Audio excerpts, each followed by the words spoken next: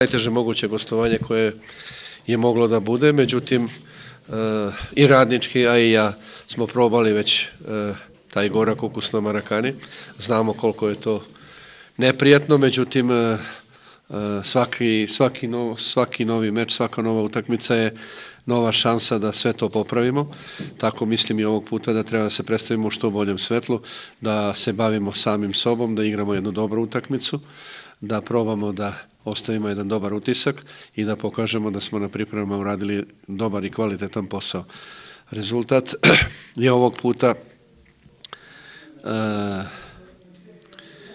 u drugom planu, nije imperativ i mi nismo u situaciji da mi sad pretimo Zvezdi da idemo na pobedu i to mi to želimo naravno. Znamo snagu protivnika koji je osvajač duple krune, mi ćemo igrati našu najbolju moguću igru, pa nek bude šta bude na kraju. Znači nećemo smatrati ne znam kakvom katastrofom ako ne pobedimo. To je što se tiče utakmice. Pratili smo Zvezdu, naravno, kao i oni nas. Zvezda je favorit, tu nema nikakve dileme. Međutim, mi imamo svoju viziju, probat ćemo da iz toga profitiramo koliko je to moguće. Naravno, imamo i probleme svoje kadrovske, koje nisu plod priprema, nego, kao što sami znate, problemi su u zadnjoj liniji bili prisutni. U toku smo rešavanja toga. Pre nedelju dana je stigao Tolor Dava iz Gruzije, koji je sigurno pojačanje, koji je jedan štoper. Međutim, na drugom štoperu još uvek tražimo rešenje. Ovog trenutka je najbliži Mlađević, koji je to igrao pre nego što je došao u Niš.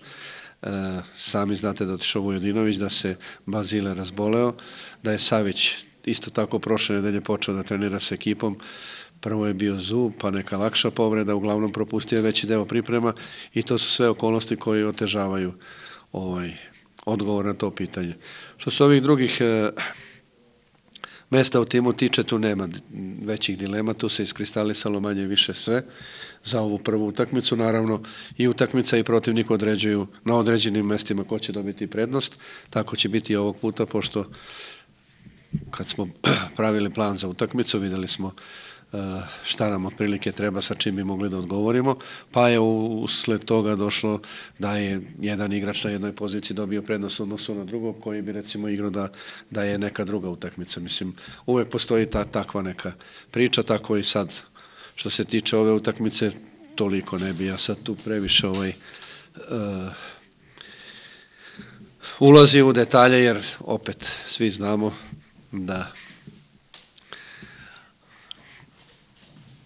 Zvezda prvo kolo je i ona kiksala da će sve uraditi da se to ne desi, a mi ćemo sve uraditi da se to desi, pa ćemo posle utakmice da pričamo.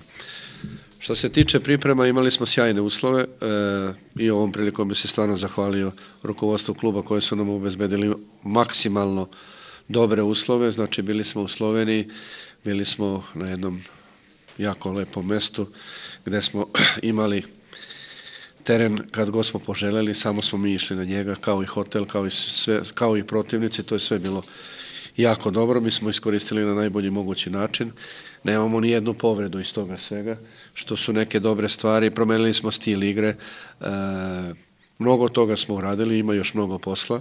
Drugačije ćemo izgledati sigurno, ja ne kažem bolje ili slabije, kažem drugačije, jer moram da naglasim da mnogo poštujem i cenim rezultat koji je postigao Radnički u prošloj sezoni, 4. mesto, sve čestitke prethodnom stručnom štabu, ekipi, klubu, svima, jer to je jedan sjajan uspeh. Sada sam došao ja sa svojim stručnim štabom i uradili smo mnogo stvari da izgledamo drugačije smo se profilisali, drugačije smo igrače doveli tačno koncepcijski ciljano na ono što nam treba, da bi bili još bolji, sad naravno za sve to treba malo vremena nema, raspored težak, evropske utakmice, sve je to tu na korak, svesni smo svega i spremni da odgovorimo na te obaveze. U hodu još rešavamo 2-3 stvari u ekipi, 2-3 mesta i sigurno da ćemo biti jedna ozbiljno dobra ekipa, vidjet ćete, samo da malo dođemo do vazduha.